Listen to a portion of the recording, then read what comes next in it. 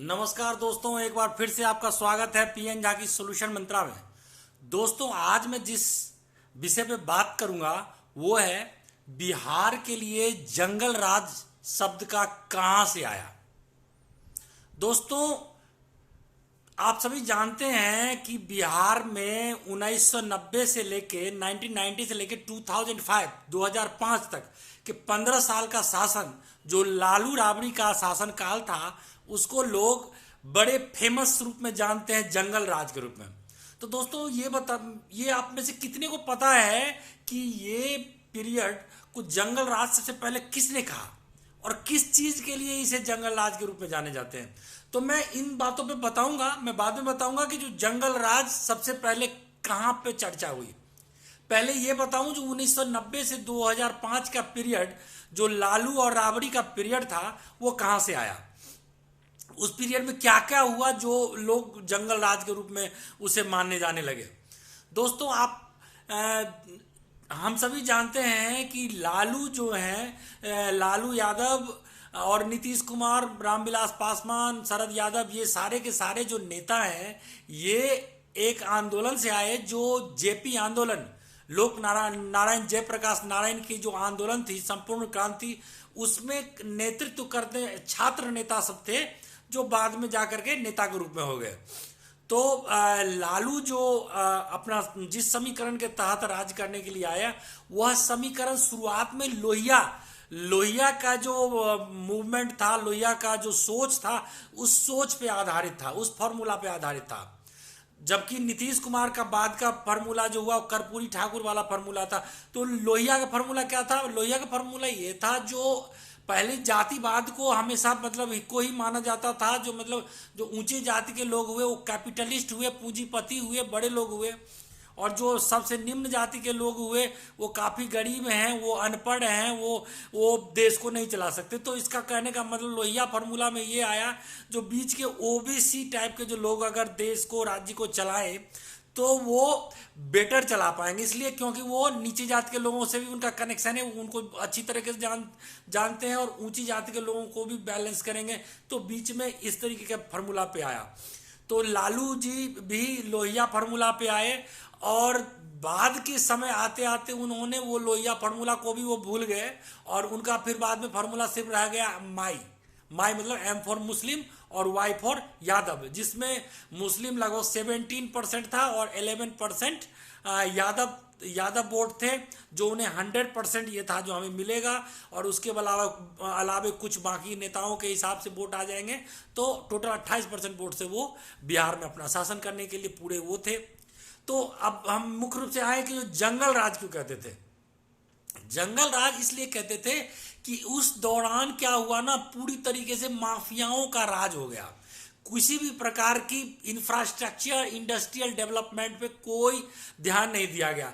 जितने भी पूंजीपति थे वो बिहार छोड़कर भागने लगे, क्योंकि उनसे एक्सटॉर्शन किया जाने लगा, उनसे किडनैपिंग की धमकी दी जाने लगी, उनसे रंगदारी टैक्स वसूली की बात की जाने लगी। उस टाइम में कई सारे बाहुबली नेता अपने आप उभर के सामने आए, जैसे बिहार के नेताओं में शहाबुद्दीन, अनंत सिंह, राजन शुक्ला, सूरजभान, खुद इनके राबड़ी यादव के भाई सुभाष यादव, साधु यादव, और कई सारे ऐसे मतलब आनंद मोहन, कई सारे ऐसे दबंग नेता सब आ गए सामने में, जिनकी जो नीति थी, शायद पता नहीं, मैं एग्जैक्टली नहीं कह सकता, लेकिन ये थी जो दबंगई पे आधारित थी।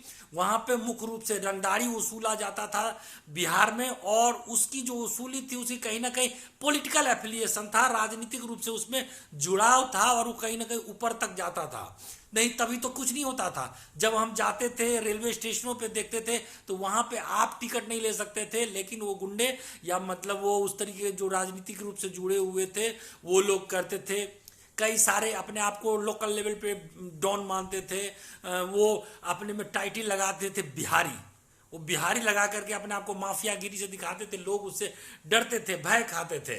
ये हमने दरभंगा वगैरह में भी कई देखे हैं, कई जगह पे देखा है।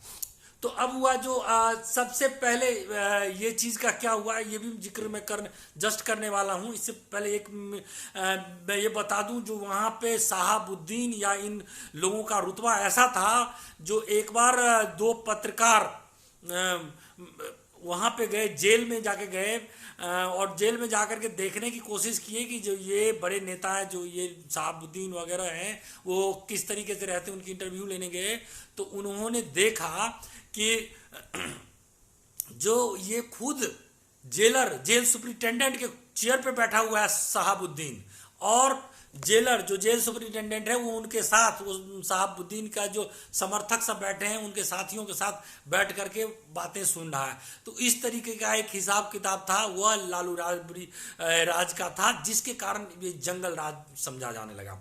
हर जगह गुंडई भरा हुआ था, रात में आपको लाइट नहीं मिलेगी, कहीं से भी रॉबरी हो जाता था, कहीं भी किडनैप की घटना आ जाती थी, उसमें अच्छा खासा वसूली की मांग होती थी, जिसके एवज में उसे छोड़ा जाता था। मौत के मुंह में भी चले जाते थे, बच्चे और स्त्रियां बहुत रूप से अनसेफ थी। इन सारी घटनाओं के क्रम में जो हुआ, वो एक लिटिगेशन हुआ, एक याचिका दाखिल हुई इसी तरीके किसी मामले में हाई कोर्ट में। तब हाई कोर्ट ने पहली बार कहा, जो हम तो बिल्कुल थक गए, हमने तो ऐसे इतना अन्याय कभी देखा नहीं। मैं ये मान रहा हूं कि बिहार में कोई गवर्नमेंट नहीं है, कोई शासन नहीं है, बिहार में जंगल राज हो गया है। जिसके हाथ में ताकत है, जो बाहुबली है, जंगल राज में होता क्या है, जैसे शेर, चीते, बाघ, बड़े बड़े जो ताकतवर जानवर हैं, वो आराम से किसी को मार के खा जाते हैं। इस तरीके की पद्धति आ गई, मतलब सरकार किसी की सेफ्टी के लिए काम ही नहीं कर रहे हैं। तो ये सबसे पहले 5 अगस्त 1997 को एक हियरिंग के दौरान पटना हाई कोर्ट ने ये कहा था कि बिहार में जंगल राज है।